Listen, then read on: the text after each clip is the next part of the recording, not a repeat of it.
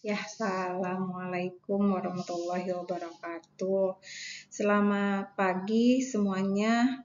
Baiklah, hari ini ingin saya sedikit sampaikan terkait dengan materi. Materi ini sebenarnya sangat menarik sekali karena memang pada saat kita menjumpai ataupun merawat seorang lansia, tidak dipungkiri ada kemungkinan kita akan bertemu dengan lansia dengan demensia. Jadi kali ini kita akan membahas terkait dengan pendampingan senior atau lansia dengan demensia. Baik, demensia adalah sindrom yang ditandai oleh berbagai gangguan fungsi kognitif tanpa gangguan kesadaran. Jadi si pasiennya masih dalam keadaan sadar, dalam keadaan sehat ya, baik kemungkinan baik secara fisik ataupun secara psikologis, tetapi memang dia memiliki gangguan secara kognitif. Nah, gangguan kognitifnya sendiri dapat dipengaruhi pada demensia, yaitu adalah terkait dengan intelijensianya secara umum, proses belajar dan ingatannya, bahasanya, dalam memecahkan permasalahan, perhatian, konsentrasi, pertimbangan, dan kemampuan sosial. Jadi pada orang dengan demensia, hal-hal ini kemungkinan akan terpengaruh. Nah, klasifikasi dari demensia sendiri ada dua, yaitu demensia Alzheimer dan demensia vaskuler. Kalau untuk demensia Alzheimer ini ada stadiumnya ya, jadi ada stadium awal, stadium menengah, dan stadium lanjut. Jadi pengertian dari masing-masing demensia. Demensia Alzheimer ini adalah suatu keadaan yang mana demensianya ini adalah demensia yang biasanya secara umum ya terjadi pada lansia yang mempengaruhi fungsi otak, khususnya memori, kognitif, dan kemampuan sehari-hari. Gejala memburuk seiring berjalannya waktu. Jadi memang semakin lama orang dengan demensia Alzheimer ini akan semakin memburuk kondisinya, jika apalagi tidak ditangani dengan baik. Nah, pada demensia Alzheimer ini ada gangguan memori, di mana gangguan memorinya ini memungkinkan seseorang itu akan mengalami kesulitan mengingat memori baru atau mengenali orang dan tempat yang baru. Begitu. Jadi, yang kedua adalah kesulitan berbicara dan memahami bahasa. Jadi, mungkin seseorang itu ingin mengatakan sesuatu, di dalam pikirannya ada, tetapi ketika akan disampaikan dia lupa apa sih yang akan dibicarakan gitu, dan sulit untuk menerima maksud dari bahasa yang disampaikan oleh lawan bicara atau orang lain gitu.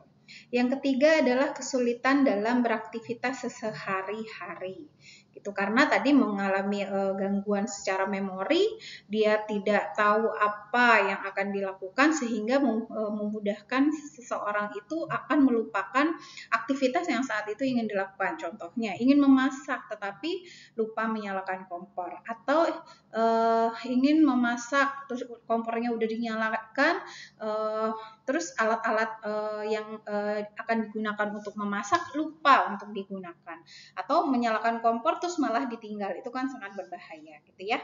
Itu ada kemungkinan terjadi karena dia mengalami kesulitan untuk aktivitasnya sehari-hari.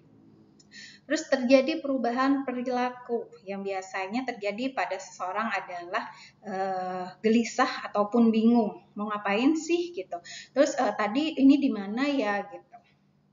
Terus masalah navigasi dan orientasi ataupun tersesat. Jadi kalau orang dengan demensia ini ketika dia keluar rumah terus tiba-tiba terjadi, maka dia akan mengalami yang namanya masalah orientasi atau navigasi. Jadi dia sudah tidak tahu nih jalan pulang, nggak tahu juga dia saat itu ada di mana.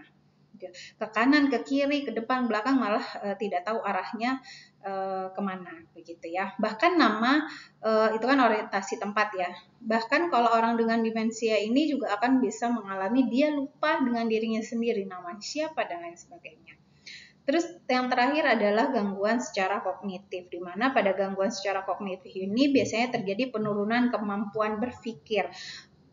Demensia Alzheimer ini nggak milih-milih yang akan terjadi pada siapa gitu ya.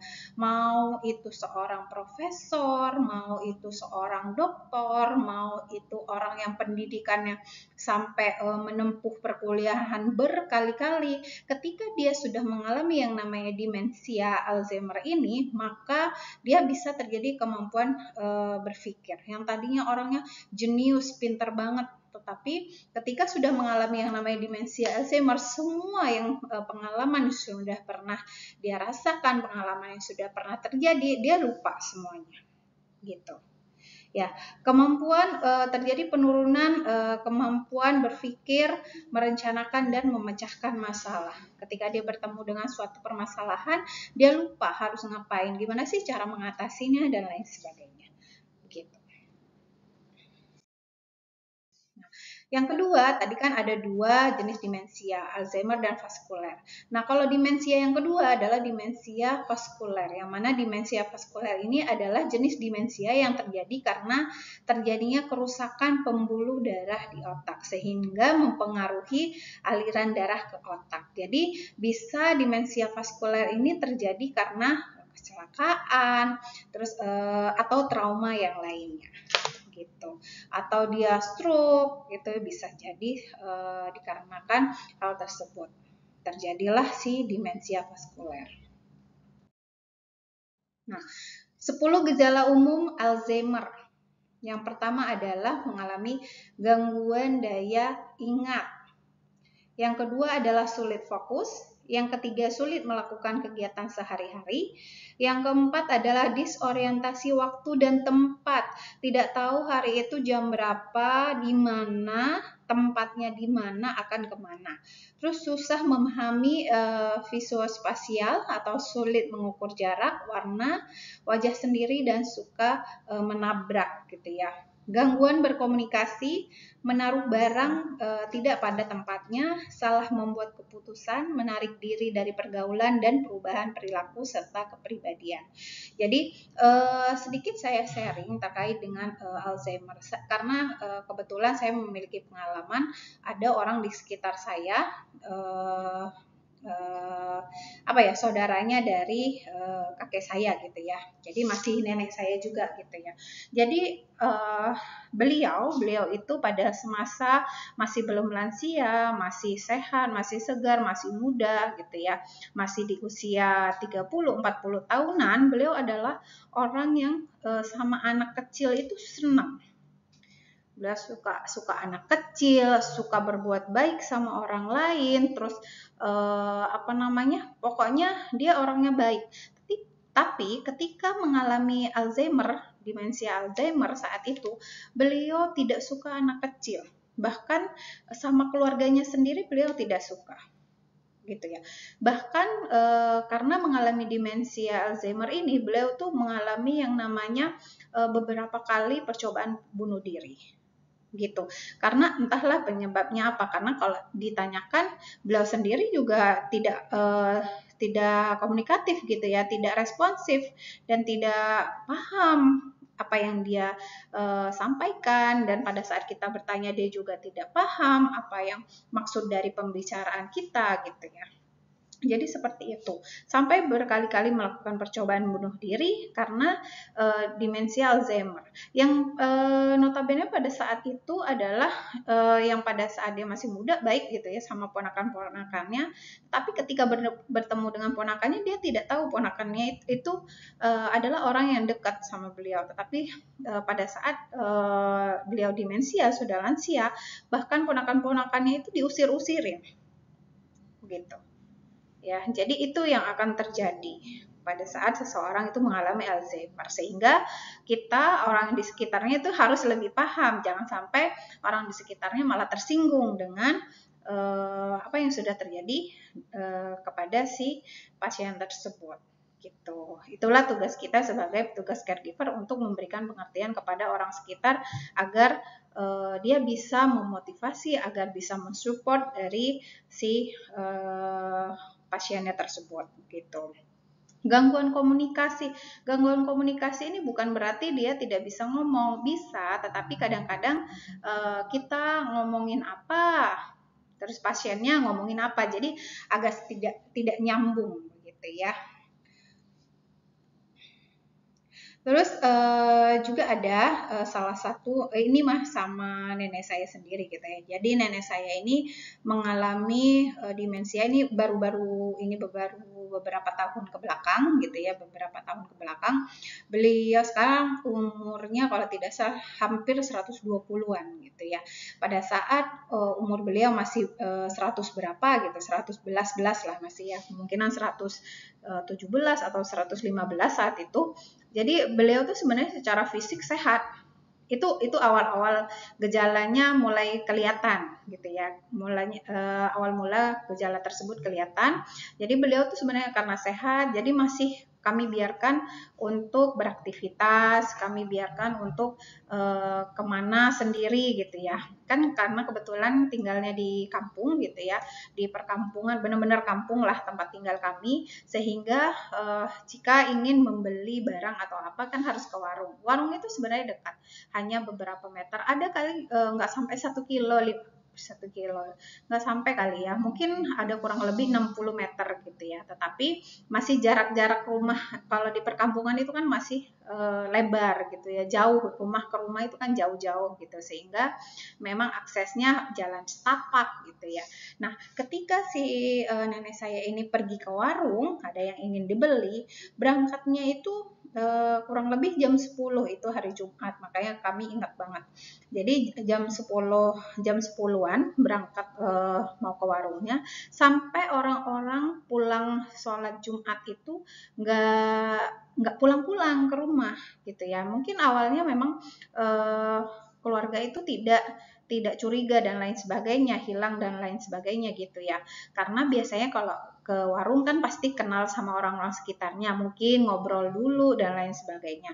Nah, ketika si orang-orang sholat Jumat ini udah pulang, kan sholat Jumat tuh biasanya pulang 1:30 gitu ya, 1:30 pulang ke rumah, ternyata si mbah ini belum pulang. Nah, karena belum pulang, makanya lah dicari-cari. Akhirnya ketemu itu di pinggir jalan. Itu pinggir jalannya karena masih di perkampungan, jadi kalau salah jalan sedikit pasti akan masuk ke hutan. Hutannya langsung ke gunung dan lain sebagainya. Makanya si mbah ini ternyata setelah ke warung dari jam 10-an itu duduknya di pinggir jalan, karena ketika di rumah ditanyakan kenapa kok nggak pulang-pulang gitu ya. Akhirnya ditemuin lah ya di pinggir jalan, karena dicari setelah beberapa jam kemudian tidak pulang gitu ya. Terus ketemu, terus ditanya kenapa kok nggak pulang-pulang. Karena dari sisi orang yang mengalami demensia atau lupa gitu ya, atau pikun, itu mereka memandangnya sekitarnya itu tidak tahu arah kanan, tidak tahu arah kiri, depan, belakang, kanan, kiri itu semuanya sama. Jadi kelihatannya itu apa namanya? Jadi kayak luas, tempatnya luas, terus jadinya bingung mau ke kanan, ke kiri, atau ke depan atau ke belakang gitu. Jadi akhirnya daripada berjalan nggak jelas, makanya si mbah saya itu duduk gitu, duduk aja berharap ada orang yang datang untuk apa namanya mencari gitu ya. Akhirnya ya ketemu juga, akhirnya diceritakan gitu. Jadi begitu, itu sedikit apa namanya sharing gitu ya. Jadi dari sisi orang yang mengalami demensia, ketika dia mengalami disorientasi waktu dan tempat, yaitu pandangannya di sekitarnya itu dia tidak tahu dia harus pulang ke arah mana, ke depan, ke belakang, kanan, ke kiri, belok dan lain sebagainya. Jadi semuanya dipandangnya arahnya tuh sama, begitu. Ya.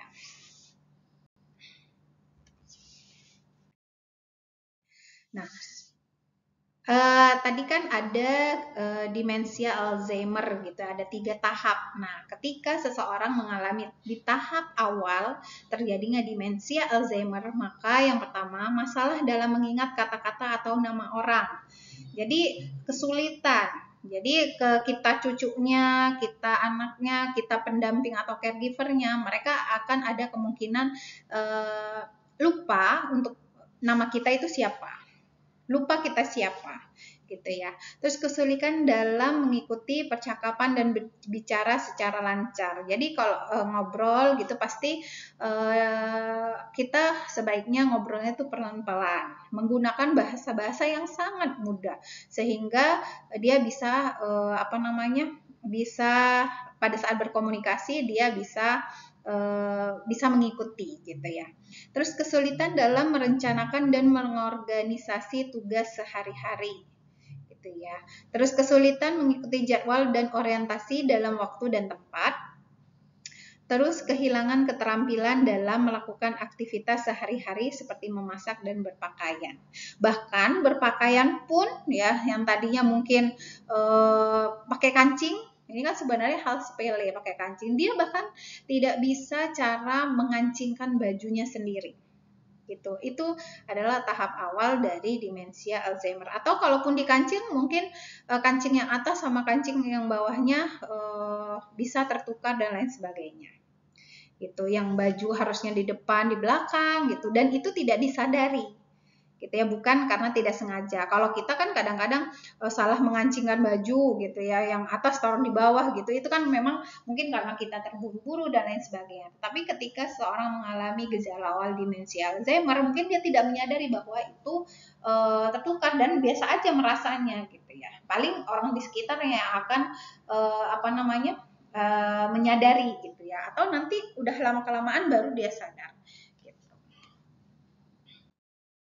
Nah, yang kedua ada tahap menengah, di mana tahap menengah kalau sudah naik ke tahap menengah, dia akan mulai bertambah mengalami kesulitan dalam mengenali keluarga dan teman-temannya.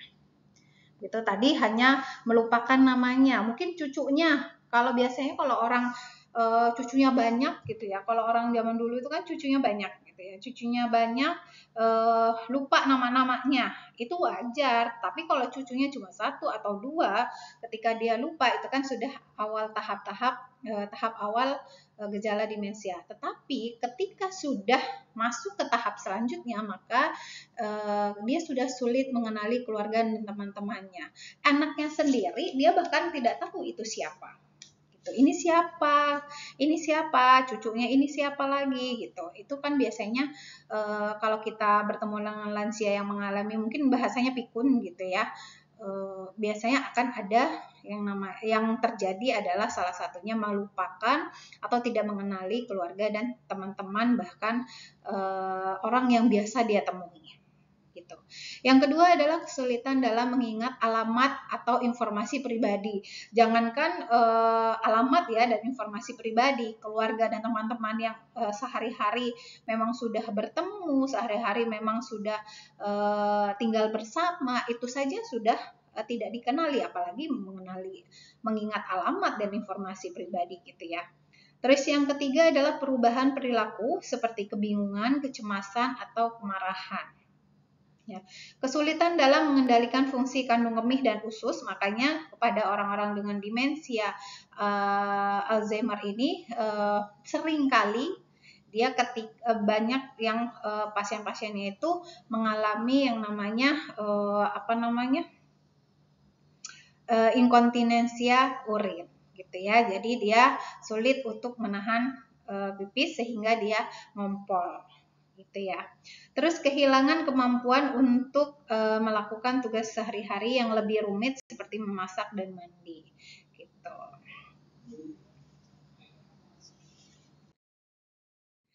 Yang ketiga adalah masuk ke tahap yang memang lebih tinggi lagi atau tahap akhir, yaitu adalah hilangnya kemampuan berkomunikasi secara verbal karena dia sudah tidak mampu mengingat ataupun tidak mampu mengkomunikasikan apa yang mungkin dia sudah pikirkan tidak bisa terucap gitu ya. Kehilangan kemampuan untuk berjalan dan bergerak secara mandiri, ketergantungan total pada orang lain untuk perawatan sehari-hari, kehilangan kontrol fungsi tubuh seperti kemampuan untuk makan dan menelan, ya, kemunduran fisik yang signifikan. Jadi ini sudah terjadi penurunan, bahkan dalam kondisi ini pasien-pasiennya biasanya sudah sebagian besar dia udah bed rest. Nah, sejarah layanan caregiver terhadap demensia.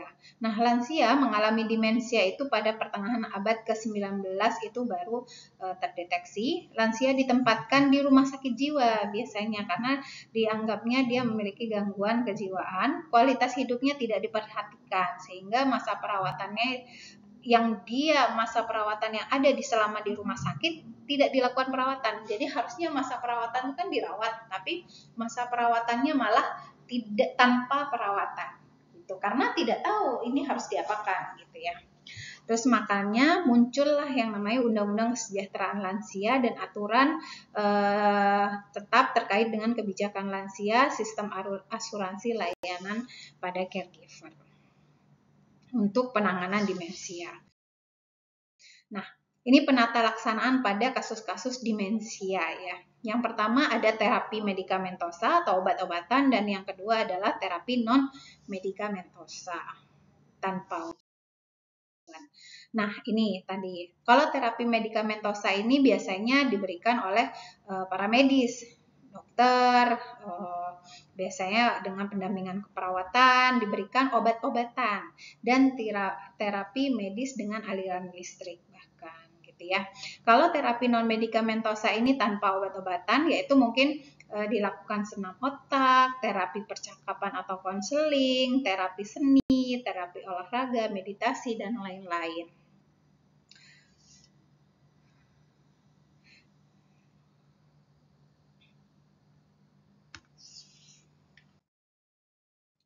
Ini adalah 10 gejala umum yang perlu dikenali oleh caregiver terkait dengan demensia, terkait dengan demensia ya pada lansia. Jadi 10 ini tadi juga sudah dibahas di awal.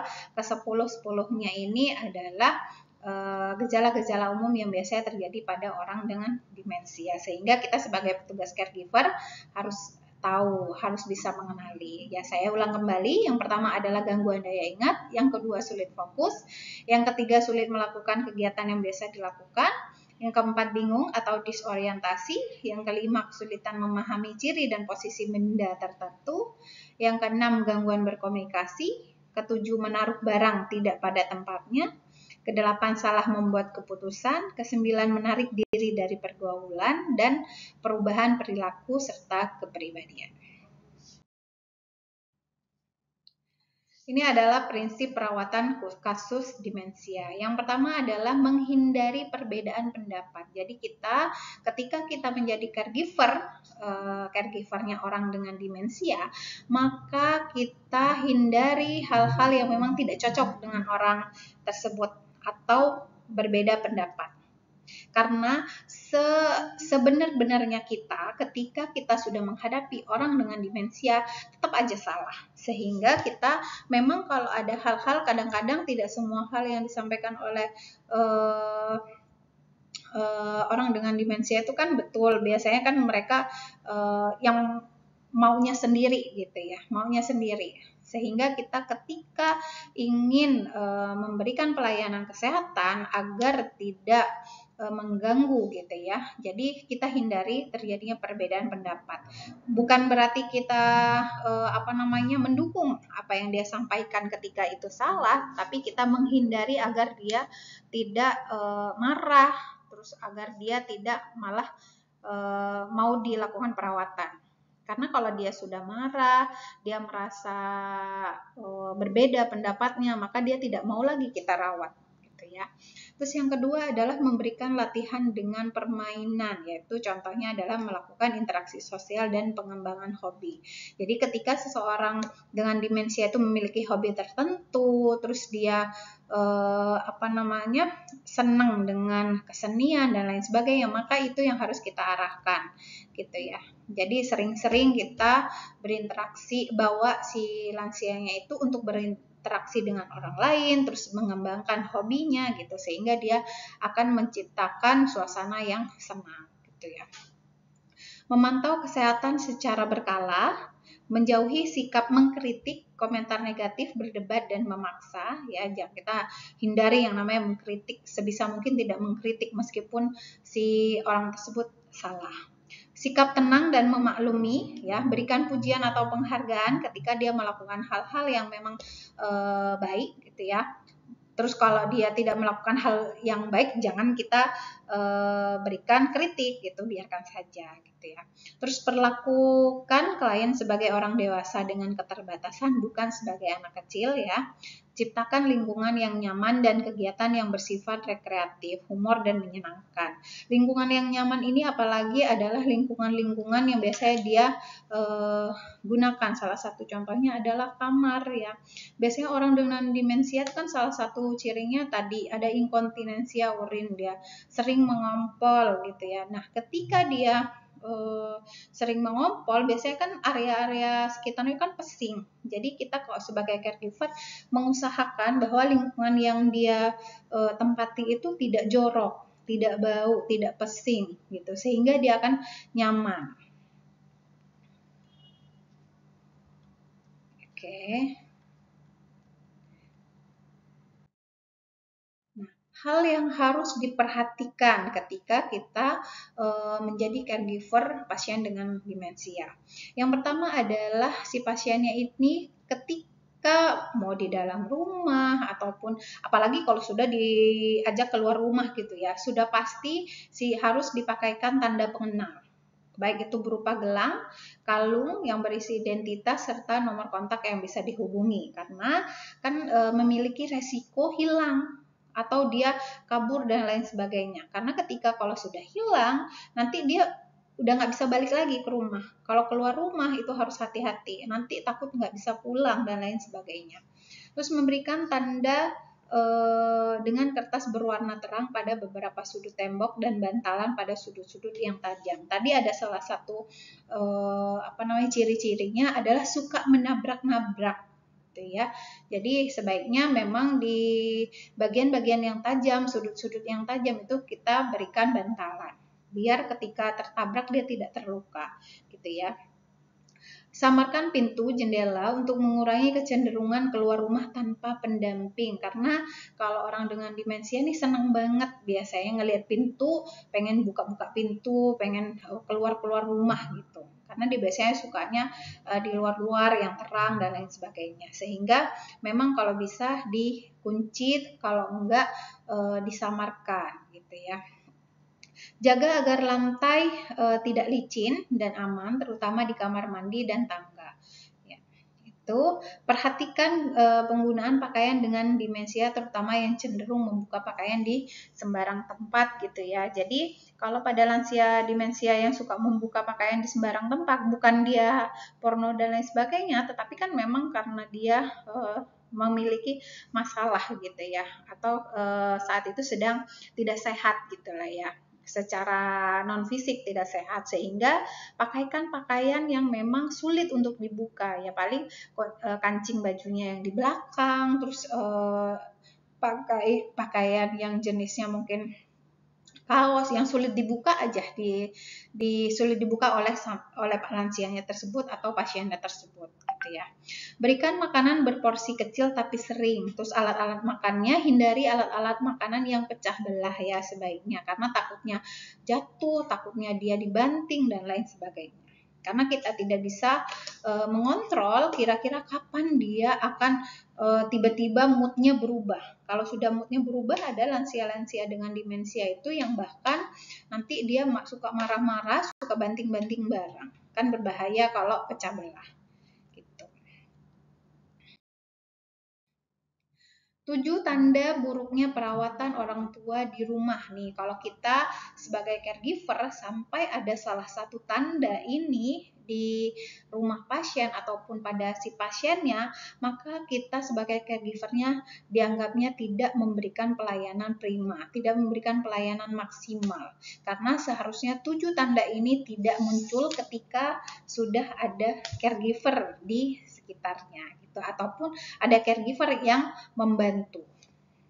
Yang pertama adalah di rumah atau di kamarnya bau pesing, ya, kotor, pakaian dan area rumahnya kotor, Berat badan turun dan terjadi pengabaian. Jadi pasiennya mungkin tidak makan, ya udah dibiarin aja, tidak kita carikan solusi dan lain sebagainya. Apatis, kehilangan semangat dalam beraktivitas, dia maunya tiduran aja, dia nggak mau keluar rumah, nggak mau sama sekali beraktivitas apapun, moodnya buruk, sering depresi ya, sisa makanan berserakan di mana-mana, berantakan, tidak percaya diri dan gampang lupa, karena tadi sudah demensia ya, makanya dia sudah gampang lupa, sudah masuk ke tahap-tahap yang mungkin lupanya sudah berlebihan gitu ya. Itu jadi kita kalau melayani pasien, baik itu pada pasien yang demensia ataupun tidak ya, seorang lansia, kita hindari 7 hal ini terjadi sama pasien dan lingkungan pasien kita gitu ya, karena nanti kita dianggapnya sebagai caregiver tidak profesional. Nah, ini adalah penanganan lansia yang mengalami demensia. Membantu lansia meletakkan barang pribadi yang sering dipakai di tempat yang mudah dijangkau dan terlihat. Membantu lansia menuliskan hal penting untuk diingat dan menempelkan catatan di tempat yang mudah dilihat dan dibaca. Ajak lansia berkomunikasi agar tetap mengingat dan memutuskan sesuatu. Jawab pertanyaan lansia dengan sabar dan jelas, ya. Alihkan perhatian pada hal yang positif dan menyenangkan. Penggunaan aromaterapi dan pijat untuk mencegah penurunan fungsi kognitif dan kecemasan. Biasanya kalau penanganan tambah, biasanya kan lansia itu kan punya, kalau orang zaman dulu, orang lansia itu kan punya album-album, masih suka mencetak foto, suka mencetak foto ketika dia beraktivitas ataupun ketika dia jalan-jalan, liburan dan lain sebagainya bersama keluarga dan lain-lain, itu bisa kita jadikan bahan untuk si lansia itu mengingat kembali hal-hal yang sudah pernah terjadi.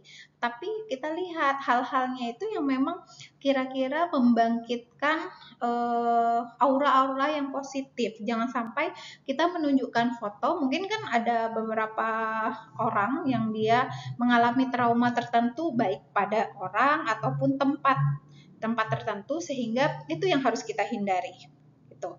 Kalau dia kira-kira membawa hal-hal yang positif, maka itu kita tunjukkan, kita ingatkan kembali dan lain sebagainya. Kita lihatkan foto keluarga, ini cucunya, ini anaknya dan lain sebagainya.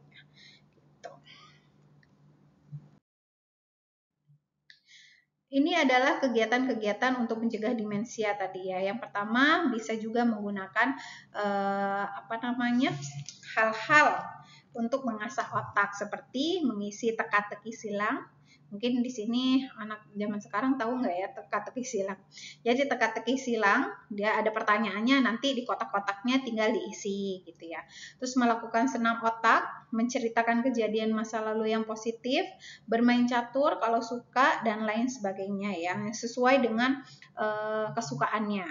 Mengembangkan hobi yang positif ya, kegiatan yang bermanfaat, bisa membaca kitab suci, terus memasak, menyanyi, menari, berkebun dan lain sebagainya. Bergabung dengan kegiatan-kegiatan kelompok baik dengan keluarga maupun lingkungan sekitar, seperti arisan, kelompok sosial, terus kajian-kajian, perkumpulan di gereja dan lain-lain. Terus beraktivitas fisik, melakukan senam setiap pagi, jalan pagi, mengerjakan pekerjaan rumah yang dia senangi, tetapi kita tidak boleh memaksakan gitu ya. Kita biasanya kontrak dulu. Terus makan makanan yang bergizi. Nah, ini adalah kita masuk kepada materi selanjutnya, yaitu tentang MMSE. Ini adalah Mini Mental State Examination. Nah, ketika seseorang ingin melakukan pemeriksaan kognitif yang ataupun melakukan pemeriksaan terkait dengan tanda-tanda atau gejala awal demensia, kita bisa menggunakan MMSE ini. Jadi MMSE ini adalah pemeriksaan kognitif yang menjadi bagian rutin pemeriksaan penegakan diagnosa demensia. Jadi ini sebelum seseorang itu dinyatakan demensia, ini pemeriksaan dasarnya menggunakan MMSE ini. Terus yang kedua adalah indikasi pemeriksaan, yaitu bila lansia mengalami penurunan fungsi kognitif, udah mulai lupa-lupa gitu ya, kemampuan berpikirnya sudah menurun, melakukan aktivitasnya menurun, kita juga bisa menggunakan MMSE ini.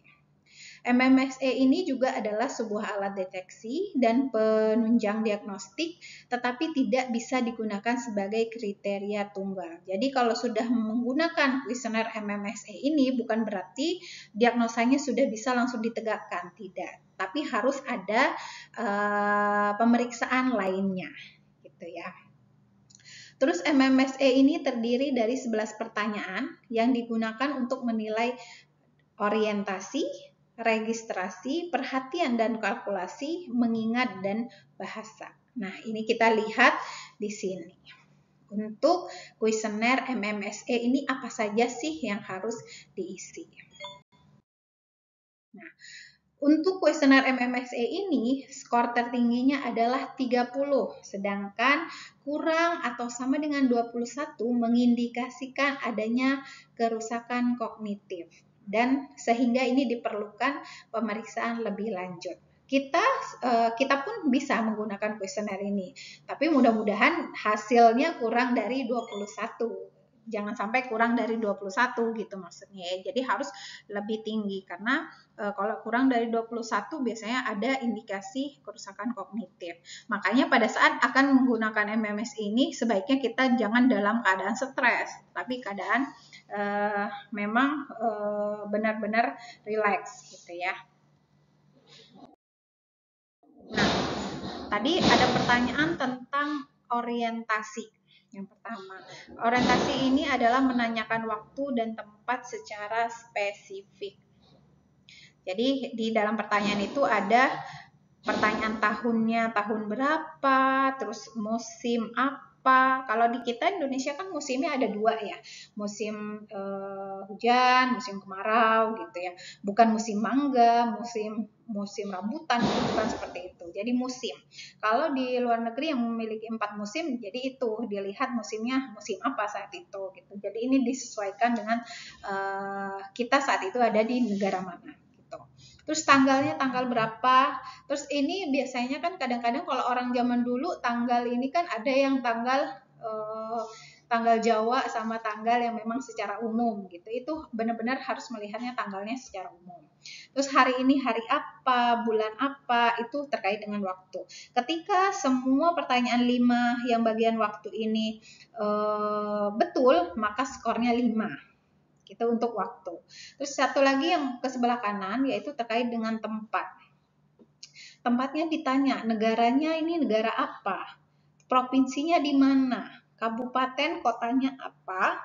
Terus kalau orangnya ada di rumah sakit, berarti tanya rumah sakitnya rumah sakit apa? Atau kalau ada di rumah kecamatan, di rumahnya kecamatan apa?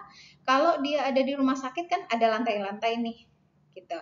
Ditanya, terus kalau desanya desa atau kelurahan apa betul atau tidak. Disesuaikan dengan saat itu dia tempatnya di mana. Kalau benar semua jawabannya 5. Kalau dia ada yang salah satu ya sesuaikan. Gitu ya. Yang kedua adalah menilai terkait dengan registrasi. Meminta pasien untuk mengingat 3 benda atau objek. 1 detik untuk setiap benda yang disebutkan. Minta untuk sebutkan kembali sesuai urutan. Jadi kita sampaikan, oma atau opa gitu ya. Saat ini tolong diingat 3 buah benda. Gitu ya. Apa saja boleh. Dia suruh sebutin aja bendanya apa aja. Umpamanya dia bilangnya saat itu dia mungkin melihat atau terlintas di dalam benaknya adalah buku, bolpen sama remote gitu ya. Jadi buku, bolpen, remote ya, dia suruh sebutin. Kita tulis tuh ketiga bendanya secara berurutan. Terus dia minta sebutkan kembali secara secara berurut. Buku, bolpen, remote. Jadi harus begitu. Kalau dia bilangnya sampai 2 kali buku, remote, bolpen, itu kan sudah ada perubahan. Jadi skornya harus disesuaikan. gitu. Yang akan jadi patokan adalah jawaban ketika dia diminta untuk mengulang kembali atau menyebutkan kembali, ya. Jadi apa yang disebutkan awal kita tulis, terus suruh minta sebutkan kembali. Benar enggak? Gitu. Kalau urutannya berbeda, meskipun nama bendanya tetap kita harus sesuai dengan urutan benda yang disebutkan pertama kali. Sehingga itu bisa berpengaruh terhadap skornya. Yang ketiga adalah perhatian dan kalkulasi. Nah, ini meminta pasien melakukan pengurangan dari 100 dikurangi 7 sampai 5 kali. Ini mungkin kalau pengurangan ini kita sudah ada gitu ya, tabelnya. Kita udah punya nih. Umpamanya tabel menghitung kita tuh ada 100 kurangi 7, 95 kurangi 7. Langsung kita sebutin, kalau 100 kurangi 7 berapa? 95 kurangi 7 berapa? 86 kurangi 7 berapa? Sampai dengan 5 pertanyaan. Kalau betul, berarti skornya 5. Atau ketika mungkin hitung-hitungan agak sulit dan lain sebagainya, kita menggunakan pertanyaan ejaan. Dengan 5 huruf. Ya, satu katanya itu harus 5 huruf. Ya, contohnya bapak gitu. Makanya bapak kita punya pertanyaan bapak, tetapi kita minta si orangnya tersebut menyebutkan kata bapak tapi dari kata yang terakhir terlebih dahulu atau terbalik. Kalau bapak dibalik jadinya kapap. Jadi dia harus menyebutkan kapap bukan bapak. Gitu ya. Kalau dunia berarti dia ainut. Itu yang harus dia sebutkan. Nggak harus dia disebut ainut, nggak harus disebutkan kapap, tetapi boleh dia dieja. Umpamanya bapak eja yang pertama adalah K, A, P, A, B. Kalau dia nyebutin begitu, yang penting urutannya betul. Nanti yang betulnya yang mana? Umpamanya dia K, A, A, P, B gitu ya. Kan betulnya 3 gitu. Disesuaikan urutannya. Sama apa enggak? Sama kalau contohnya satu katanya itu pakai dunia, A I N U D betulnya. Nanti di urutannya disesuaikan gitu. Disesuaikan yang betulnya nanti berapa gitu. Terus yang selanjutnya adalah mengingat atau recall.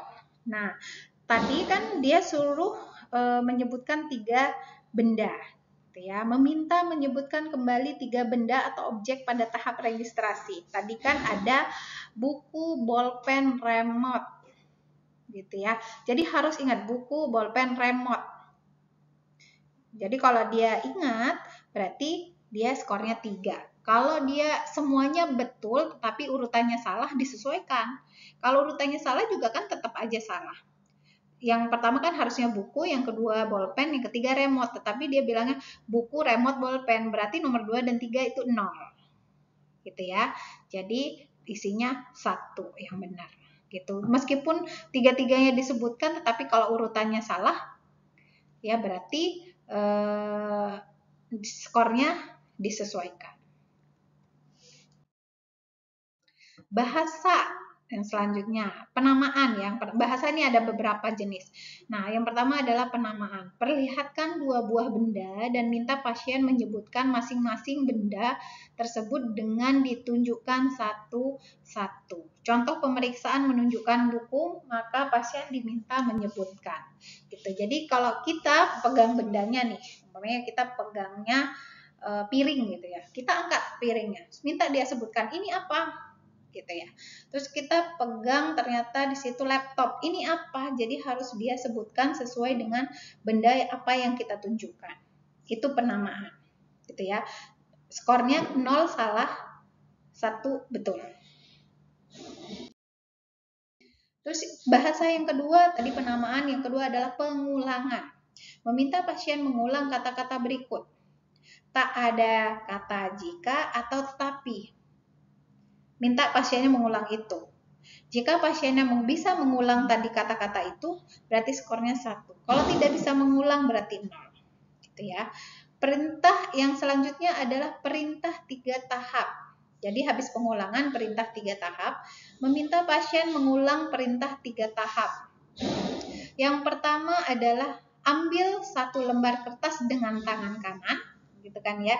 Jadi kita udah siapin tuh kertasnya di meja, boleh di mana, yang penting ada di sekitarnya. Terus ada di meja lah seharusnya.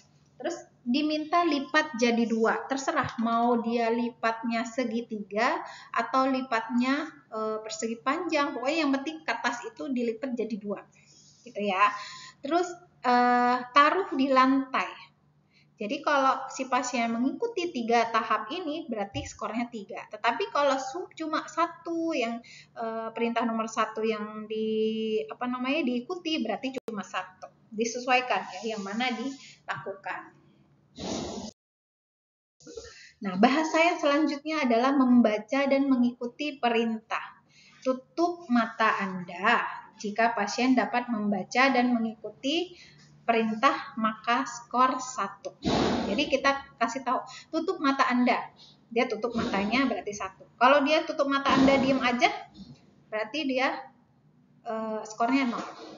Yang kedua adalah tuliskan satu kalimat apa saja. Jika pasien mampu menulis satu kalimat maka skor 1.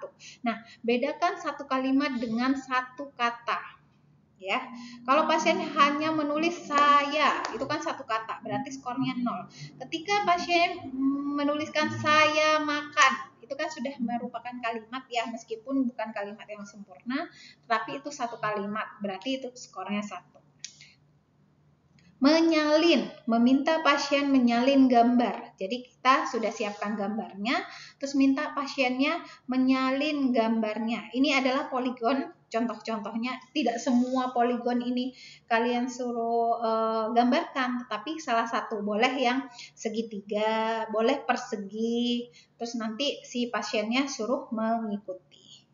Ya, mengikuti contoh gambarnya. Dan gambarnya harus sama gitu ya. Sisi-sisinya sama sehingga itu baru nilainya 1. Nah, dari semuanya ini total skornya adalah 30. Kalau pasiennya ternyata pasien skornya kurang dari 21, kurang atau sama dengan 21, maka ada kemungkinan terjadi penurunan fungsi kognitif sehingga si pasien tersebut diperlukan pemeriksaan lanjutan. Itulah nanti bisa kita jadikan dasar untuk melakukan pemeriksaan yang selanjutnya ke ahli yang lebih sesuai gitu ya. Nah, ini contoh pertanyaan-pertanyaan kalau dalam bentuk tabel. Jadi kita nanti bikin tabelnya kayak gini. Tuh, ada 11 pertanyaan dengan total skornya adalah 30. Gitu. Ini resumenya. Nanti resumenya bisa ditulis di sini. Nanti bikin dari masing-masing pertanyaan satu-satu. Gitu.